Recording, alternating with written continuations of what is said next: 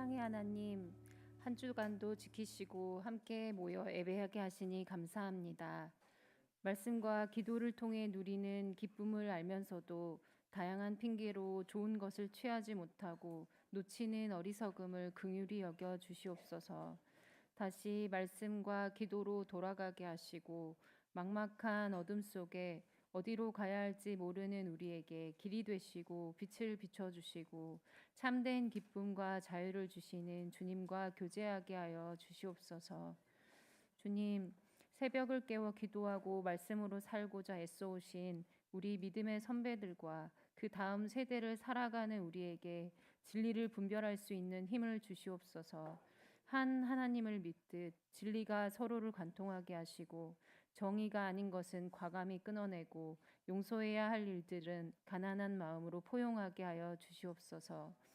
거짓에 속지 않게 하시고 속이는 자들을 심판하여 주시옵소서.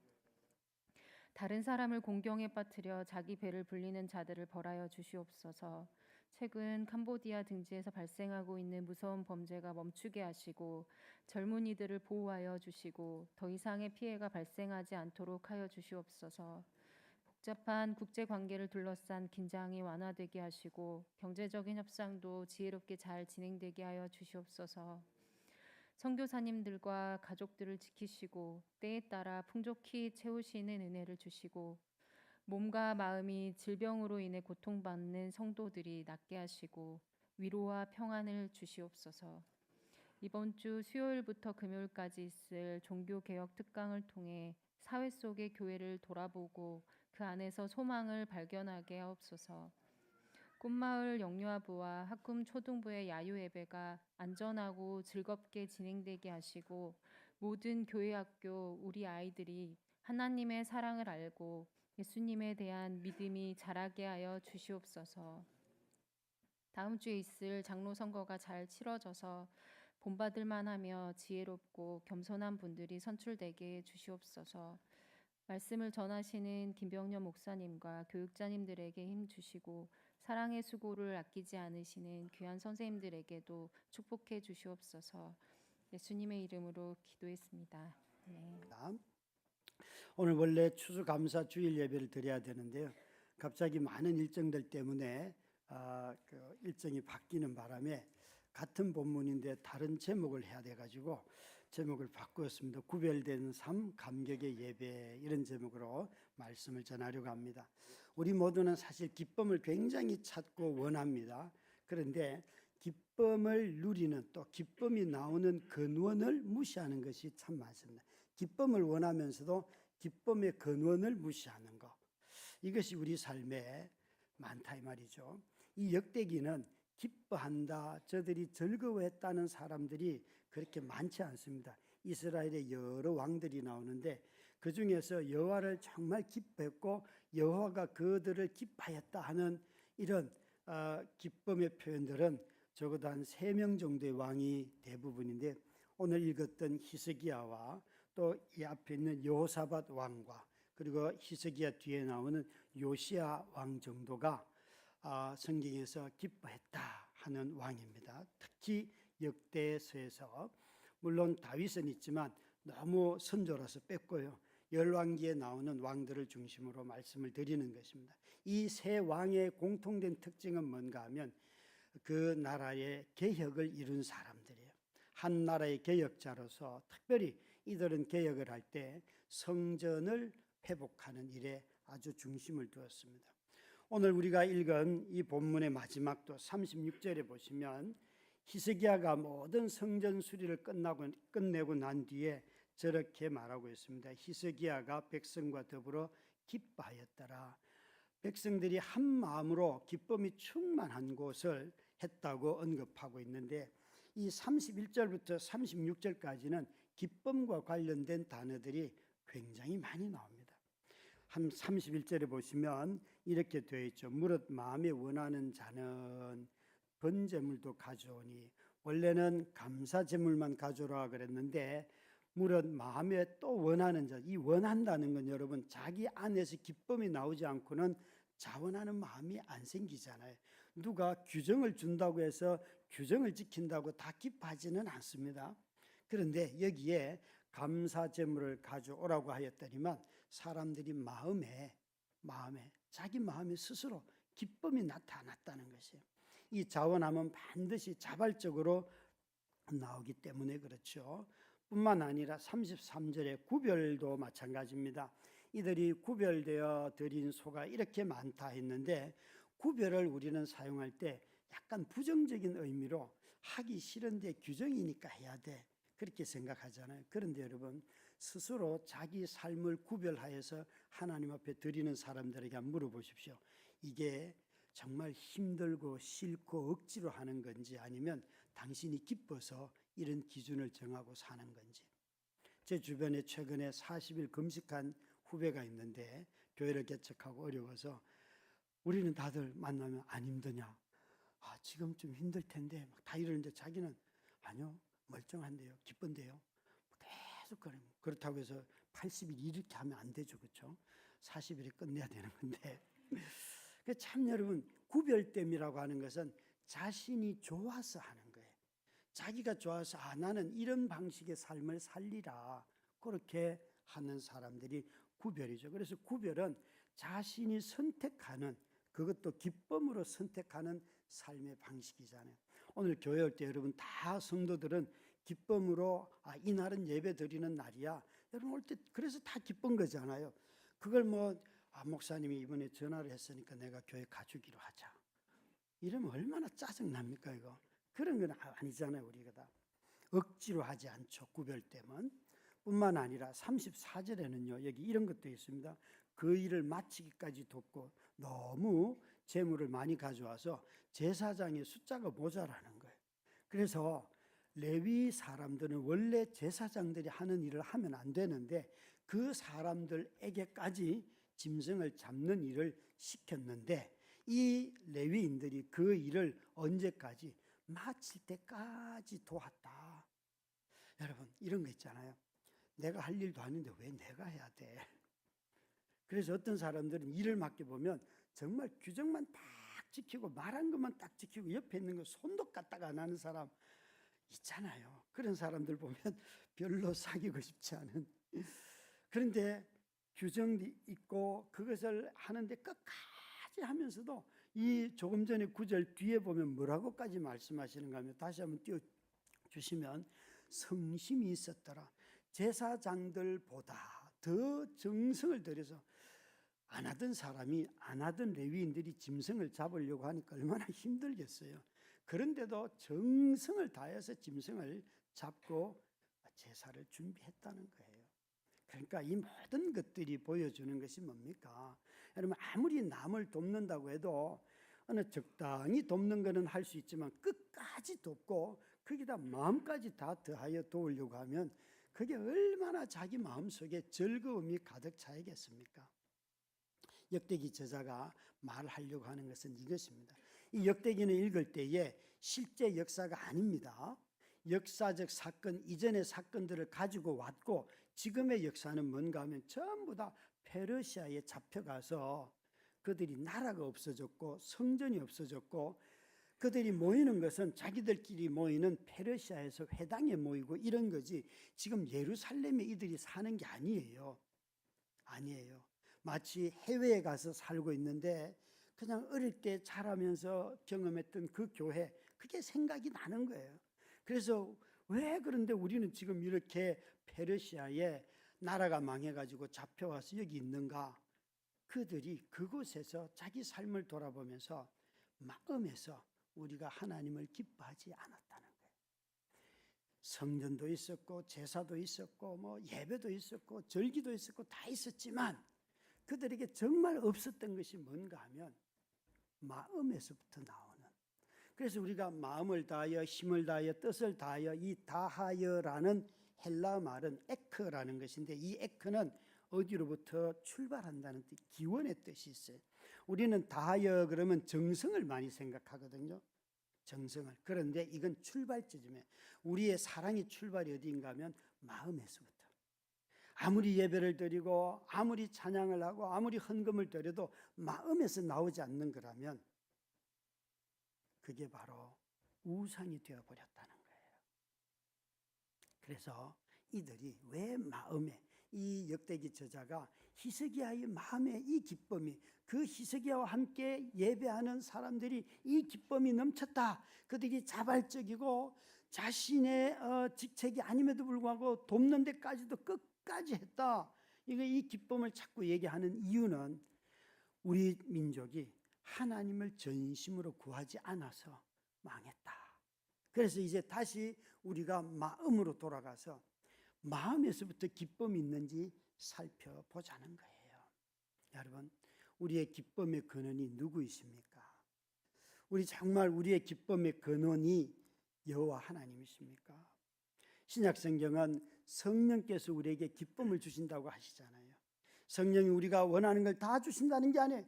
너희 안에 성령이 임하면 그 성령이 너희를 정말 세상이 감당할 수 없는 기쁨을 준다고, 세상이 줄 수 없는 기쁨을 준다고 말씀을 하셨습니다. 그러면서 세상과 다른 기쁨, 여러분, 내 마음이 하나님으로부터 떠났구나, 내지는 하나님께 소홀하다 하는 것을 찾으려고 한다면 이걸 찾으시면 됩니다. 혹시 내 마음에 기쁨이 있는가? 만약 그것이 없다면 내 마음이 하나님으로부터 멀어졌구나 라는 사실을 깨달으셔야 합니다. 사람들은 너무 자주 하나님은 마음을 보신다고 하는데 자꾸 우리는 하나님 제 돈을 봐주세요. 제가 이 교회 돈 좀 드렸거든요. 하나님 제가 그래도 일주일에 여기 와서 2시간 더 있었어요. 이런 거 자기가 보여주고 싶은 걸 자꾸 말하는데 하나님은 그럴 마음이 없어요. 그냥 돈을 보시는 거예요.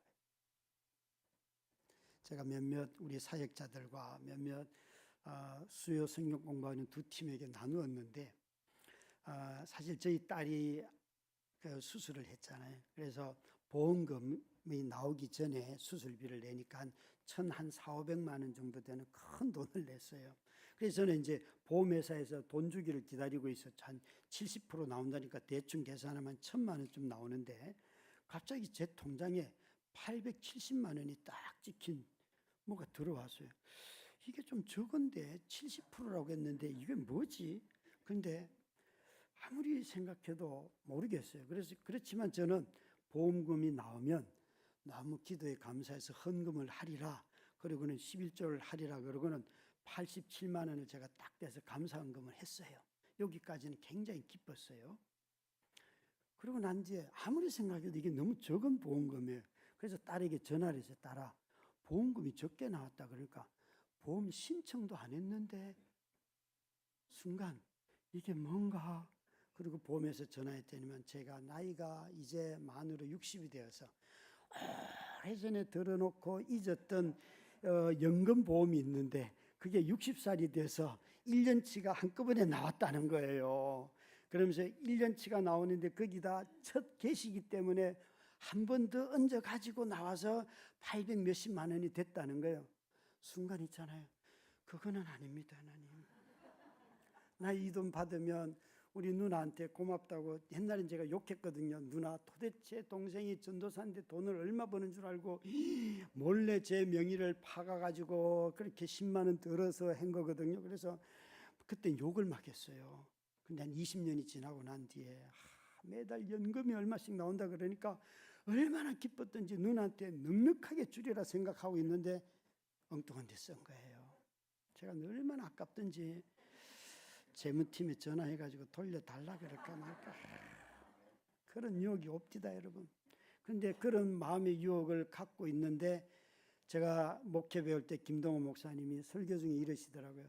어떤 사람이 와서 자기가 이렇게 헌금을 했는데 자기는 1000원을 하고 싶었는데 10,000원을 했다고 하면서 9,000원을 돌려달라 그러더래요. 그래서 목사님이 그랬다는 거 아니에요. 당신은 10,000원 했는지 몰라도 하나님은 1,000원밖에 안 받았어요. 그런 말이 생각이 안 나야 되는데 또 생각이 나요. 그래서 하나님 저도 막 빵은 드렸습니다. 그러고 넘어갔어요. 참 여러분, 마음의 기쁨이라는 게 들어왔다 나갔다 막 뒤죽박죽 아니에요. 우리 마음을 살피시는 하나님, 진짜 내 마음속에 그 기쁨의 근원이 되시는 그 하나님이 계시는가? 이 히스기야는요, 아수르로부터 여러 번의 전쟁이 일어나요. 그 아수르 왕이 와가지고 산헤드립이 와가지고 랍사게라고 하는 군인을 통해서 뭐라고 말하는 겁니다. 너희들에게 말을 2,000마리를 주면 탈 놈이 한 놈도 없다. 그러면서 막 조롱을 하는데 그것도 히브리 말로 크게 하니까 이 히브리 사람 히스기야의 전령들은 가가지고 제발 당신 나라 말로 해라. 우리나라 사람이 다 듣고 이게 기죽으면 안 된다. 우리 말로 하지 말라 그러니까 더 크게 하거든요. 근데 그 이야기를 다 들은 히스기야가 진짜 하나님의 전에 들어가서 하나님, 나는 싸울 힘도 없습니다.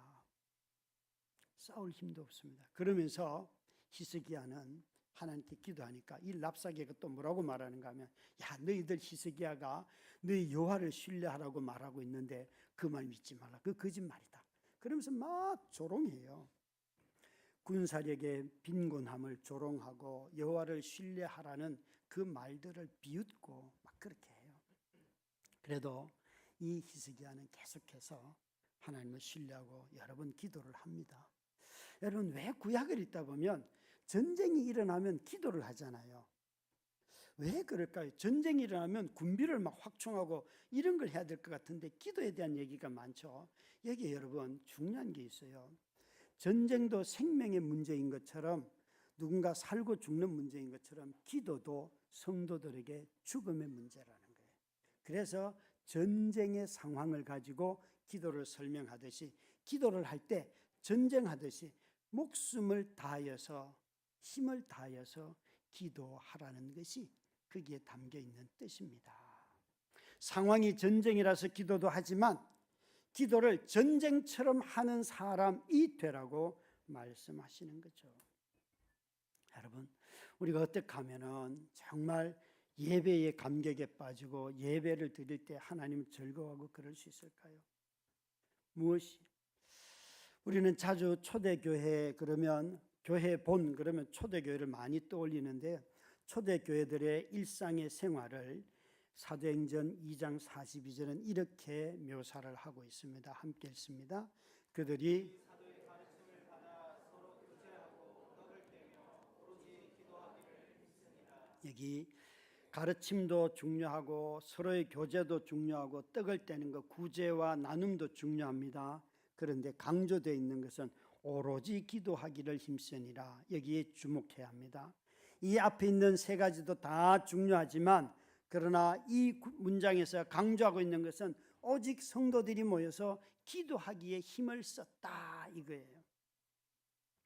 제가 우리 성도들이 기도하기를 힘쓸 때가 언제인가 이렇게 유추해 보니까 식사할 때 기도 빠지는 사람은 별로 없어요. 제가 제일 많이 빠지는 것 같고요. 근데 많은 분들이 기도 시간에 성도들을 발견하기가 쉬울까? 식사 시간 말고 기도하는 성도들을 그럼 발견하기가 쉬울까라고 묻는다면 퀘스천이 많습니다. 어제도 당일을 했습니다.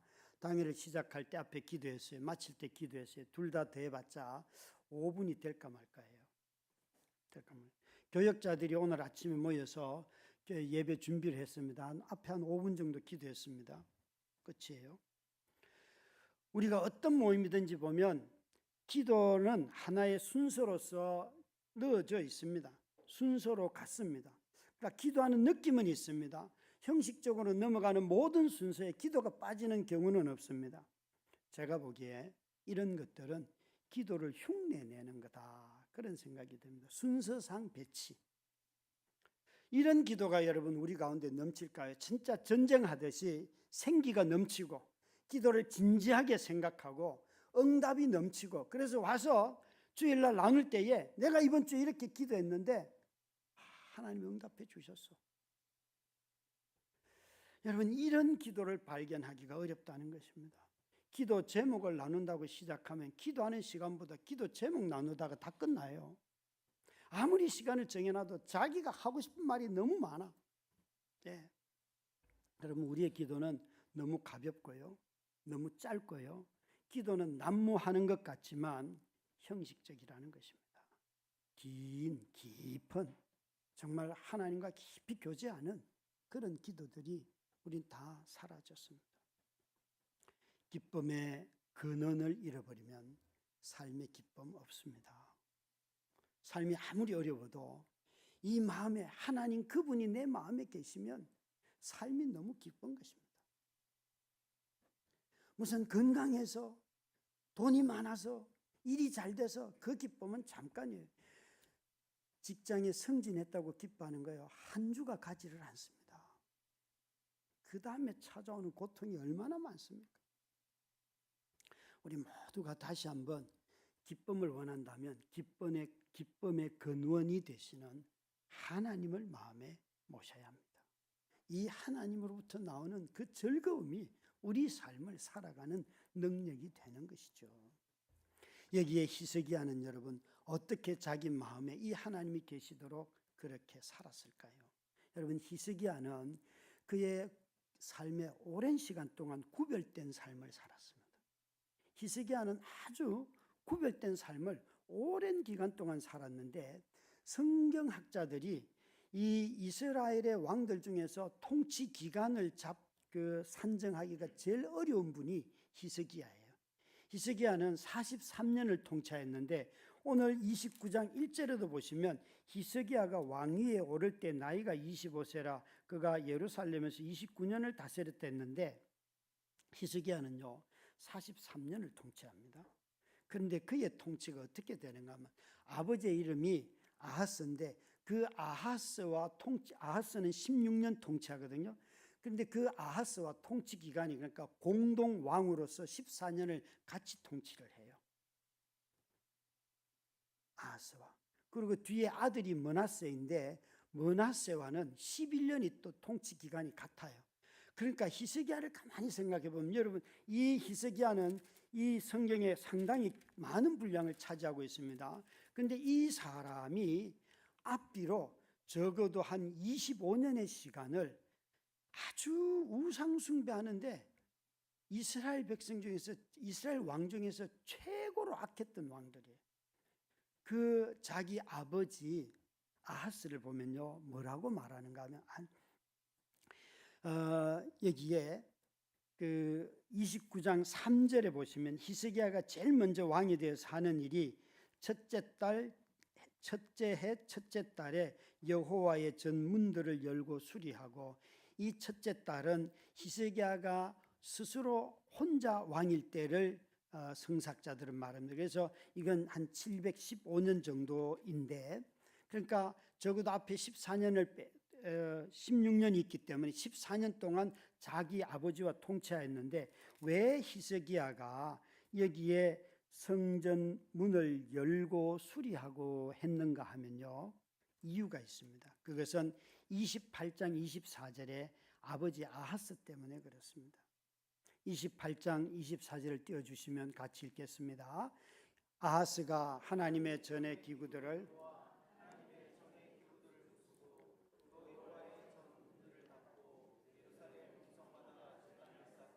유다 각 성읍에 산당을 세워 다른 신에게 분향하여 그의 조상들의 하나님 여호와를 진노하게 하였더라.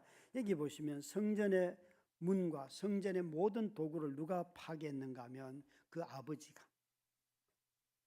아버지가 성전 문도 닫아버리고 성전의 모든 도구는 제단들은 다 부셔버렸어요. 파괴했어요.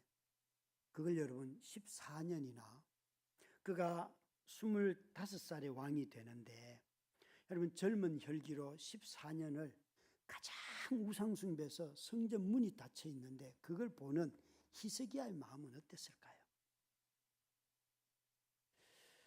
정말 젊은 기간 동안에 어릴 때부터 이 사람은 분명히 여호와를 사랑하는 사람인데 그가 아버지와 우상을 섬기는 아버지와 여호와를 섬기는 자기 사이의 집안이 어떻게 됐을까요?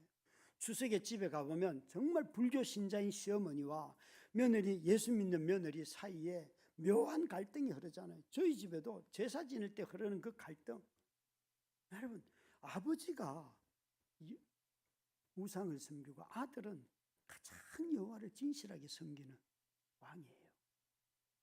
이 젊은이의 마음속에 어떻게 견뎠을까요?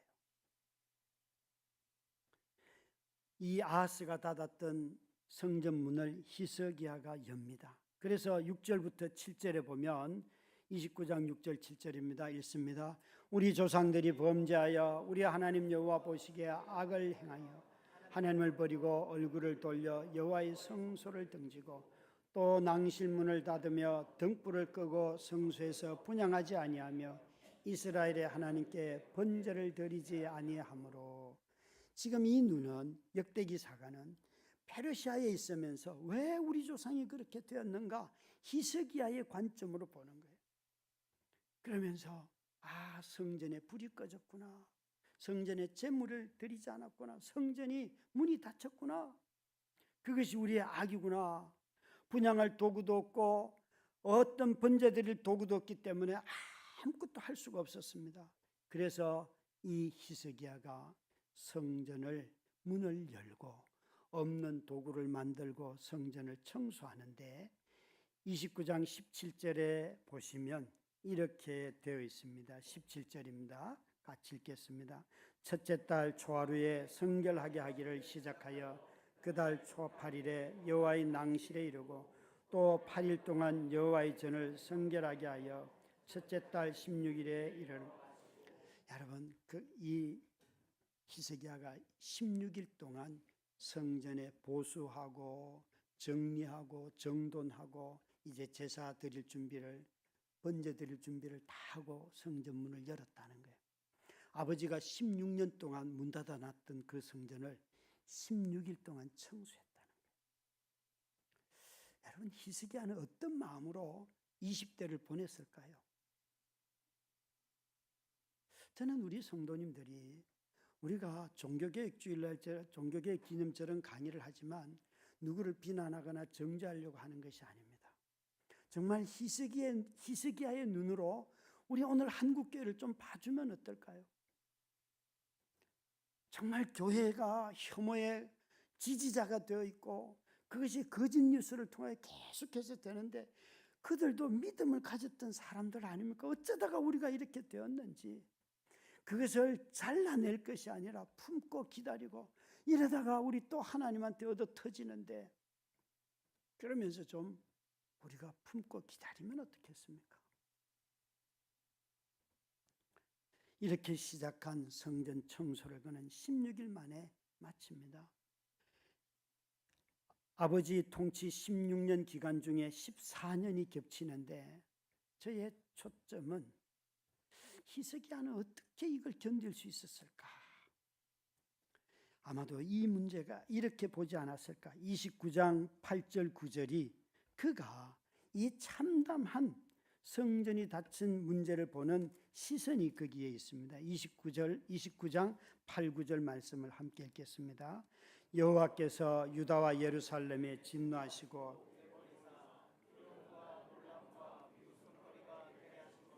너희가 똑똑히 보는 바라. 이로 말미암아 우리의 조상들이 칼에 엎드러지며 우리의 자녀와 아내들이 사로잡혔느니라. 히스기야는 지금 닫혔던 성전, 또 자신들이 페르시아에 잡혀가 있는 이런 이유들, 가족들이 죽고 또 자녀들이, 아내들이 잡혀가서 성폭행을 당하고 이런 모든 것들을 어떤 관점에서 보는가 하면 언약의 관점에서 보고 있다. 자신의 오늘의 삶을 언약의 관점에서, 우리가 하나님 앞에 진노받을 일들을 했구나, 언약을 버렸구나.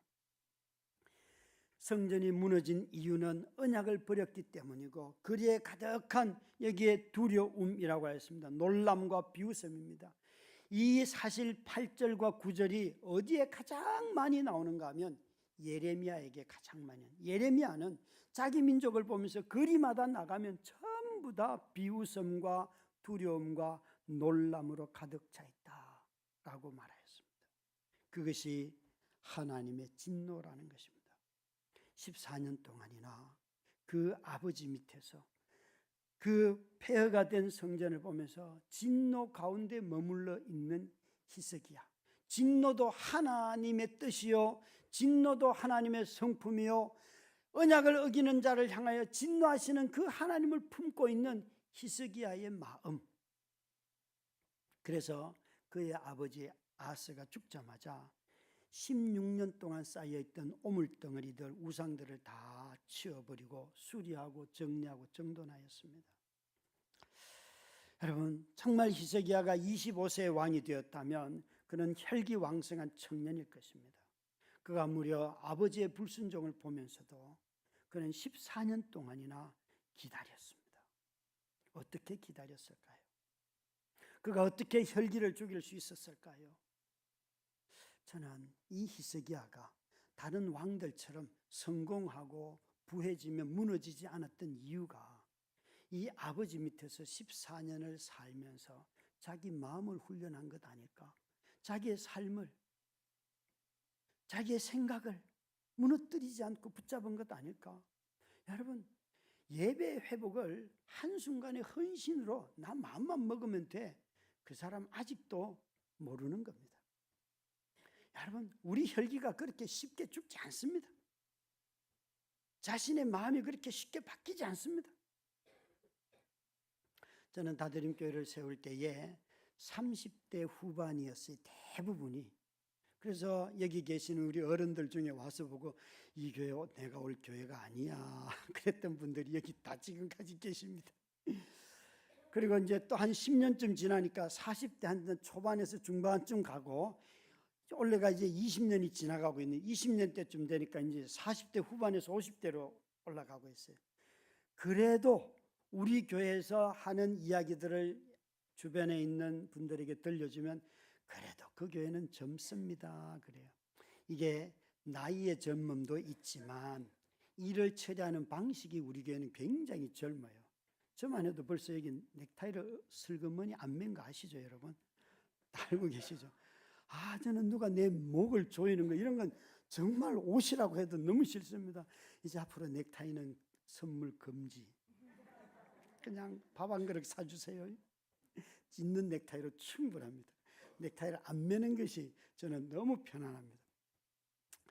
가만히 돌아보면서요, 참 우리 교회는 서로 대화도 많이 하고 어떤 일을 결정할 때 융통성도 있고 또 장로님들이 얼마나 온유하십니까?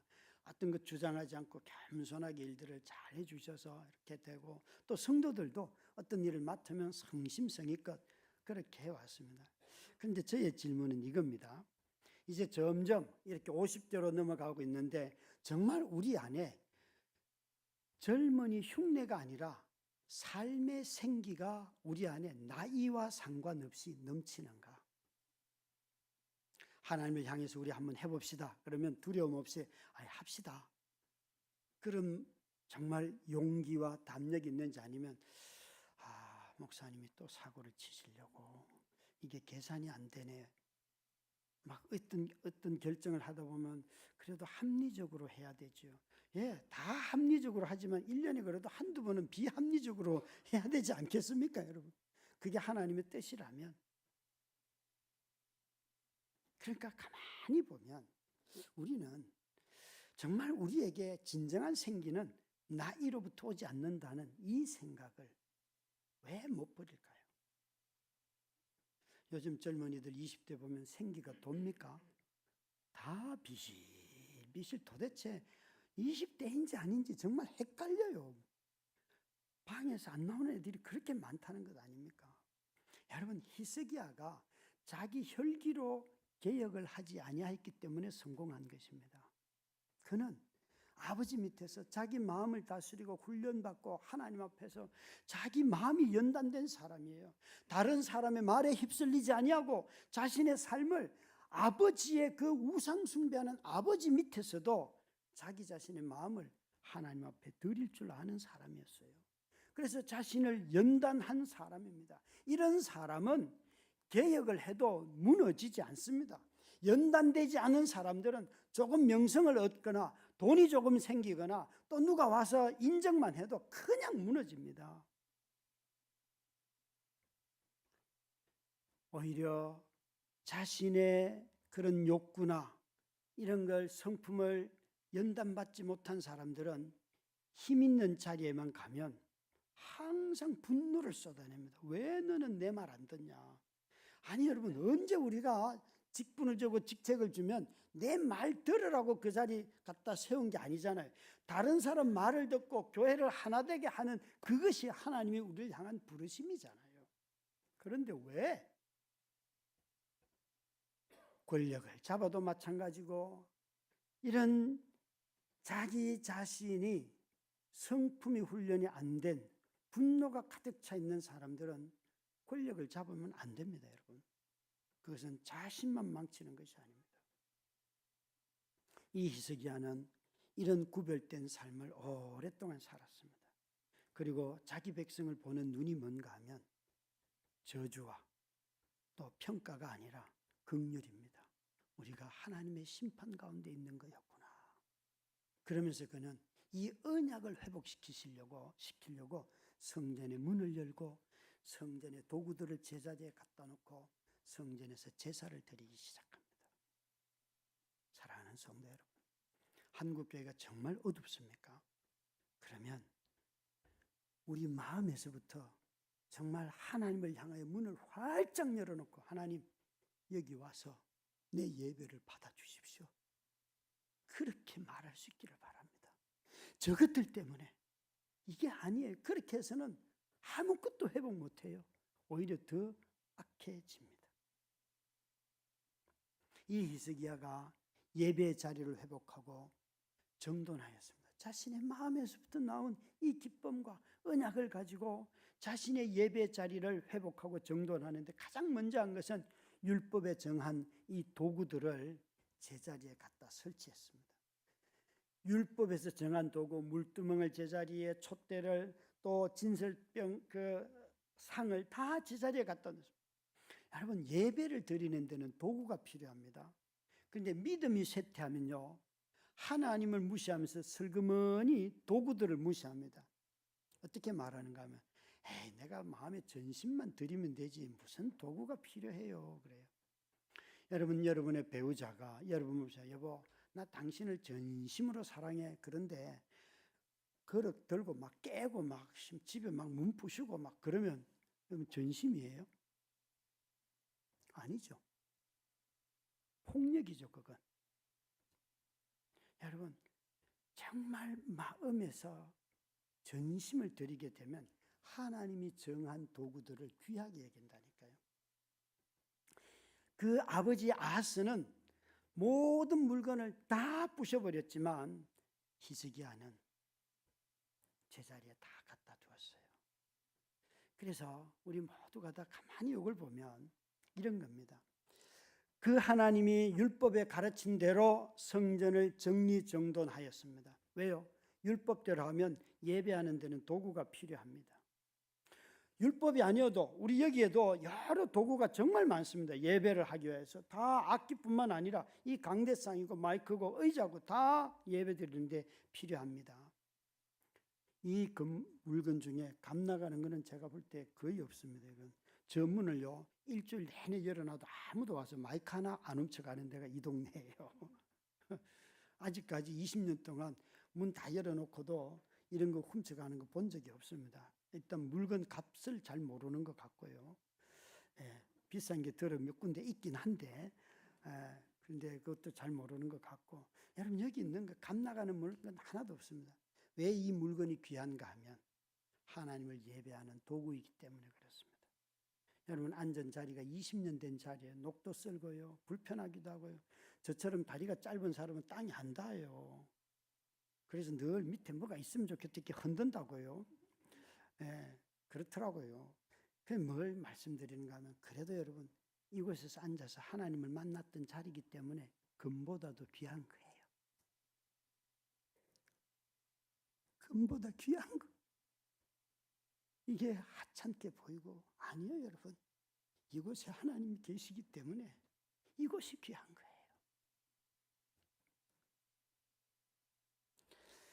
히스기야는요 먼저는 속죄 제사를 드렸어요. 번제와 속죄 제사를 드리고 난 뒤에 감사의 제사를 가져왔는데, 이것은 희생과 용서와 나눔과 섬김이라는 뜻이에요. 번제는 하나님 앞에 다 드리는 거죠. 이 속죄 제사는 죄에 대한 용서죠. 그래서 24절에 보면 여기에 제사장들이 잡아 그 피를 속죄의 죄로 삼아 제단에 들여 온 이스라엘을 위하여 속죄하니 이는 왕이 명령하여 온 이스라엘을 위하여 번제와 속죄제를 드리게 하였음이니라. 제사하는데 번제는 다 태우기 때문에 완전 희생을 말하는 거예요. 다 태워버렸어요. 그런데 그 다음 구절 24절 다음에 25절에 보시면요, 바로 찬양이 나옵니다. 이건 무슨 말인가 하면 그들이 하나님이 우리 죄를 다 깨끗하게 맑게 다 태워버렸다는 이 사실, 용서받았다는 이 사실이 너무 감격스러워서 그에 대한 반응이 찬양이에요. 찬양은 용서받음에 대한 우리의 응답이에요. 그래서 이 용서가 우리 가운데 흘러가기 때문에 마음속에 찬양은 그냥 터져 나오는 거죠. 찬양은 어떤 사람들은 기질적으로 밖으로 표현하지 않고도 기쁨을 잘 표현하는 사람들이 있어요. 저희 큰딸 같은, 저는 막 기쁨이 오면요, 이건 움직여야 돼요. 근데 저보고 목사님 마음으로만 기뻐하세요. 그럼 저는 병 걸려요. 기질이 있잖아요, 기질이. 저는 막 작은 기쁨도 막 부풀려 가지고 이거 막 이러는데 하면 진짜 소소한 거거든요. 그래서 저한테 속는 사람들이 들어 있어요. 그러니까 여러분 기억하셔야 돼요. 표현 방식은 다르지만 요는 마음에 하나님으로부터 오는 그 용서받은 기쁨이 있는가. 그래서 막 찬양하는 거예요. 찬양. 사실 일부 예배 때 오늘 우리 찬양팀 부른 이 마지막 노래가 어제 불러보니까 너무 좋은 거예요. 그래서 오늘 설교 준비를 다 하고 마지막에 이 찬양을 부를 테니까 우리 청봉 전도사님 마이크 잡고 같이 불러줘요 했는데 이분도 뭐 대충 따라 불렀나 보죠. 와갖고 둘 다 하는데 완전 이렇게 어려운 줄 몰랐어요. 그래서 일부 예배 설교 다 끝나고 찬양하다가 찬양이 안 돼가지고 전도사님은 낙심해가지고 내가 부탁까지 했는데 자기가 그걸 못했으니까 막 예배 마치고 들어가니까 막 기가 죽어가지고 이러고 있어요. 얘야 내 잘못이다. 그리고 지금 아마 예배를 잘 인도하고 있을지 모르겠습니다. 여러분 위로가 많이 필요합니다. 그거는 목사님 잘못입니다. 이렇게 말해 주셔야 돼요. 이 찬양이 너무 좋은 거예요. 어제 이렇게 보는데 그래서 좀 이따 할 거예요. 찬양팀이 있으니까 저는 걱정이 없어요. 그리고 또 탁월한 반주자가 있잖아요. 제가 틀려도 언제나. 여러분 예루살렘 성전은 무너져도, 그러니까 역대기 저자들은 예루살렘 성전은 무너져도 하나님은 우리가 죄를 고백하면 용서해 주시는 분이다. 입술로 고백해도. 그래서 우리는 예배 드리러 나올 때에 예배 중에 회개의 기도가 있잖아요. 말로 고백해도 하나님이 용서해 주신다. 이게 얼마나 기쁜 겁니까? 그런데 이들이 그뿐이 아니에요. 31절에 보니까 감사의 제물을 막 가지고 나왔어요. 감사의 제물을.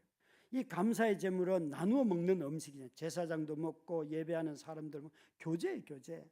그러니까 이들은 이런 놀라운 일들을 보면서 용서받은 그 은혜로 말미암아 하나님 앞에 제물을 드리고 함께 나누고 이렇게 했다는 거예요.